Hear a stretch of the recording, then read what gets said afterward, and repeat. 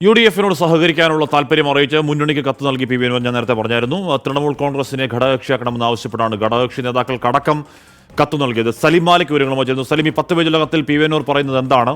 P V അൻവറിന്റെ കത്തിനെ പറ്റി UDF-ൽ ഏതെങ്കിലും തരത്തിലുള്ള അൺഒഫീഷ്യൽ ചർച്ചകളെങ്കിലും നടന്നിട്ടുണ്ടോ? സലിം.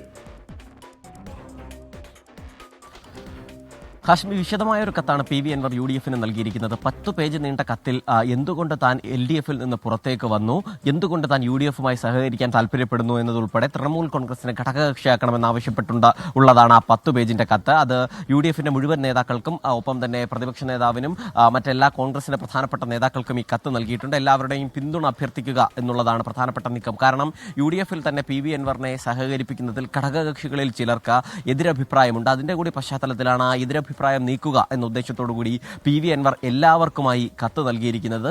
പക്ഷേ UDF ഈ വിഷയം തൽക്കാലം ചർച്ചയ്ക്കെടുക്കേണ്ട എന്നതായിരുന്നു നേരത്തെയുള്ള തീരുമാനം. ഏതെങ്കിലും തരത്തിൽ നേരത്തെ ആദ്യഘട്ടത്തിൽ തന്നെ പ്രതിപക്ഷ നേതാവ് ഉൾപ്പെടെയുള്ളവർ പറഞ്ഞത് പി വി അൻവറിനെ തള്ളുകയോ കൊള്ളുകയോ ചെയ്യാതെയുള്ള ഒരു നിലപാടായിരുന്നു പറഞ്ഞിരുന്നത്. പി വി അൻവർ ഇങ്ങോട്ട് ആവശ്യപ്പെട്ടാൽ അപ്പോൾ ആലോചിക്കാമെന്നായിരുന്നു പറഞ്ഞിരുന്നത്. എന്തായാലും ഇപ്പോൾ അത്തരത്തിലൊരു സാഹചര്യം UDF-ന്റെ മുൻപിൽ വന്നിട്ടുണ്ട്. അതുകൊണ്ട് തന്നെ സ്വാഭാവികമായും അടുത്ത UDF യോഗത്തിൽ ഈ കത്ത് ചർച്ച ചെയ്യും. അതിന് പിന്നാലെ നേരത്തെ നിലമ്പൂർ ഉപതെരഞ്ഞെടുപ്പ് പ്രഖ്യാപിച്ചതിന് ശേഷം മാത്രം മതി ഏതെങ്കിലും നിലയിൽ അത്തരത്തിൽ പി വി അൻവറിനെ സഹകരിപ്പിക്കുന്നതുമായി ബന്ധപ്പെട്ട ചർച്ച എന്നായിരുന്നു തീരുമാനിച്ചിരുന്നത്. കാരണം ഔദ്യോഗികമായ ഒരു കമ്മ്യൂണിക്കേഷനും നടത്തിയിരുന്നില്ല. അതല്ലാതെ അനൌദ്യോഗികമായി നേതാക്കന്മാരെ നേരിൽ കണ്ട് തന്റെ ആവശ്യം അറിയിക്കുക എന്നുള്ളതായിരുന്നു പി വി അൻവർ നേരത്തെ സ്വീകരിച്ചിരുന്ന നിലപാട്. അതിന്റെ ഭാഗമായി പി വി അൻവർ പലതവണ തിരുവനന്തപുരത്ത് എത്തിയെങ്കിലും UDF-ന്റെയോ കോൺഗ്രസിന്റെയോ നേതാക്കളെ നേരിൽ കാണാനും കഴിഞ്ഞിരുന്നില്ല. അതിന്റെ കൂടി പശ്ചാത്തലത്തിലാണ് എല്ലാവർക്കും ഔദ്യോഗിക സ്വഭാവത്തിലൊരു കത്ത് നൽകിയിരിക്കുന്നത്. അടുത്ത UDF യോഗത്തിൽ ഈ വിഷയം ചർച്ച ചെയ്യും. മാത്രമല്ല, ഇന്ന് KPCC-യുടെ രാഷ്ട്രീയകാര്യ സമിതി യോഗമുണ്ട്.